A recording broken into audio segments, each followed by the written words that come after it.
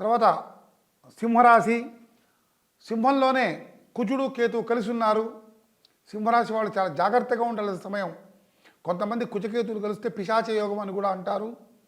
విచిత్రంగా ప్రవర్తిస్తుంటారు వీళ్ళు. ఎందుకంటే జన్మలో ఉన్నారు కాబట్టి మహాకోపదార్థనంగా ఉంటారు. కాబట్టి కొంచెం చాలా జాగ్రత్తగా ఉండాలి. 6వ ఇంట్లో చంద్రుడు ఉన్నాడు. ఈ చంద్రుడు 2 రోజులకోసారి మారే గ్రహం.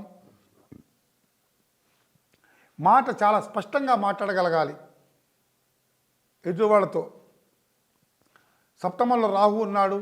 కంటికి సంబంధించిన వ్యాధులు అంటే సైట్ అంటే చత్వారం, లేకపోతే కండ్లు ఎరుపు రావటం, కళ్ళు నలవటం బాగా, అటువంటి వ్యాధులు రాకుండా చూసుకోవాలి. తర్వాత అష్టమంలో శని ఉన్నాడు. చాలా చాలా చాలా చాలా జాగ్రత్తగా ఉండాలి. అష్టమంలో శని ఏం చేస్తాడో కూడా ఆయనకే తెలియదు. కాబట్టి ఆరోగ్య భంగాలు కలగకుండా చూసుకోవాలి ముందర. భాగ్యంలో శుక్రుడున్నాడు. మంచి భోగరాశమైన జీవితాన్ని ఇస్తాడు. దశమంలో రవి ఉన్నాడు.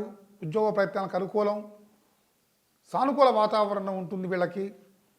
తర్వాత ఏకాదశంలో గురుడు బుధుడు ఉన్నారు. మంచి ఫలితాన్ని ఇస్తాడు సింహరాశి వాళ్ళకి. ఏకాదశంలో గురుడు అంటే మంచి విషయం, చక్కగా మామూలుగా ఉండదు. లాభస్థానంలో ఉన్నాడు కాబట్టి ఆ గురువుగారు తప్పకుండా మంచి చేస్తాడు. ఇది సింహ రాశి యొక్క ఫలితం. గురుగారు, ఇప్పుడు సింహరాశి గారి వార ఫలితాలు మీరు చెప్పారు కదా, ఈ వారంలో వారు ఎటువంటి పరిహారాలు చేస్తే వారికి అదృష్టంగా ఉంటుంది? ఒక రాహువు శనికి, శని రాహులకి ఇద్దరికి కూడా పూజ జపం చేసుకొని కనుక వీళ్ళు హోమం చేయించినట్టుంటే, శనిదేవుడికి చక్కగా హోమం చేయించినట్టుంటే చాలా విశేషంగా ఉంటుంది. అట్లనే రాహు కూడా హోమం చేయించినట్టుంటే చాలా బాగుంటుంది. మంచి యోగమైన జాతకం అవుతుంది. ఎందుకంటే వీళ్ళకి ఆరోగ్యం మందగించే సూచనలు కనపడుతున్నాయి. కాబట్టి శనికి రాహుకి జపం చేయించి హోమం చేయిస్తే విశేషంగా ఉంటుంది. ఇది సింహరాశి యొక్క ఫలితం. తర్వాత కన్యారాశి,